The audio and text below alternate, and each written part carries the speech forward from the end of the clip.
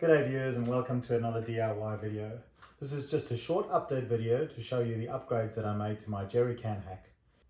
If you haven't watched the how-to video on the jerry can, I'll put a link at the end of the video for you to follow if you're watching this on TV, or if you're watching on any other device, I'll add a link in the description.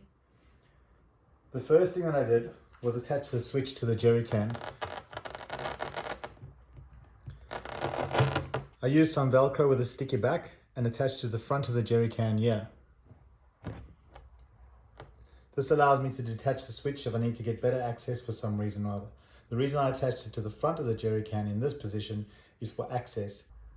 When I have the jerry can in the top of my ute, the switch is in just the right spot for when I'm cooking. I might also add some Velcro to the top over here so that I can move the switch to access it from above when my tub is full. The next upgrade that I made was to swap out the plastic hose on the pump for a length of food-safe silicone tubing. This allows me to safely drink water from the jerry can and not worry about the horrible taste or the toxic plastic dissolving in the water. I bought this from the local hardware store after lockdown ended. The final upgrade that I made was to add one of these taps to the hose. It's a small irrigation tap, also from the hardware store.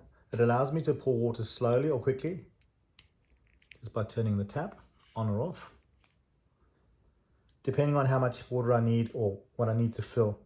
More importantly, it allows me to screw my shower head onto the tap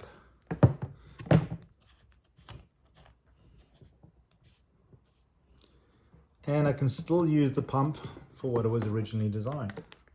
So you can turn the water on and off, and I can adjust the speed of the water just over there, and obviously switch it on and off over there.